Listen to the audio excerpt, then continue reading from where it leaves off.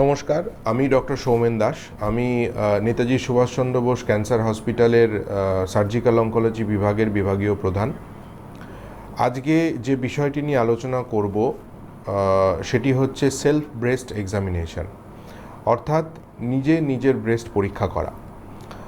এর কারণ হচ্ছে পশ্চিমবঙ্গ তথা ভারতবর্ষ তথা সারা পৃথিবীতে মহিলাদের মধ্যে 1 নম্বর ক্যান্সার হচ্ছে ব্রেস্ট ক্যান্সার, এবং বেশিরভাগ ক্ষেত্রেই দেখা গেছে যে ব্রেস্ট ক্যান্সারকে কিন্তু আমরা প্রিভেন্ট করতে পারি বা এড়াতে পারি।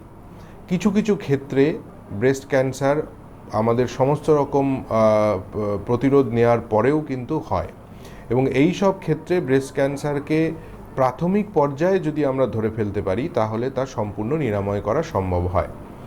ট্রিপল অ্যাসেসমেন্ট এমন একটি পরীক্ষা, আমাদের দেশে ব্রেস্ট ক্যান্সারের জন্য নিয়মিত স্ক্রিনিংয়ের ব্যবস্থা সরকারি তরফে নেই।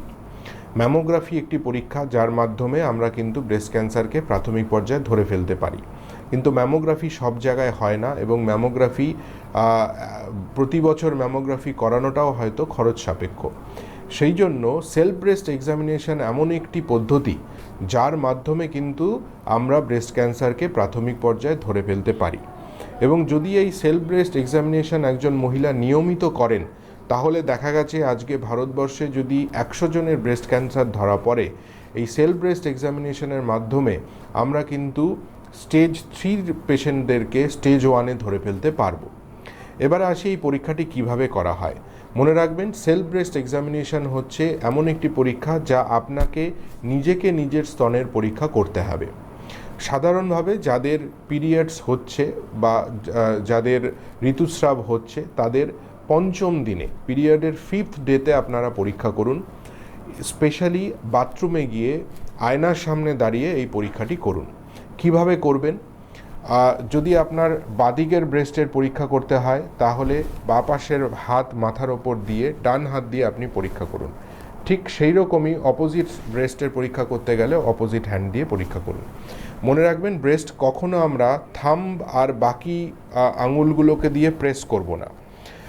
ব্রেস্টকে 4টে ভাগে ভাগ করে, একটি গোল অংশকে 4টে ভাগে ভাগ করে আমরা প্রত্যেকটি ভাগকে এই 3টে আঙুল দিয়ে বা 4টে আঙুল দিয়ে পাল্প অফ দ্য ফিঙ্গার্স বলা হয়, আঙুলের এই ভেতরের অংশ দিয়ে আমরা কিন্তু প্যালপেট করে দেখব।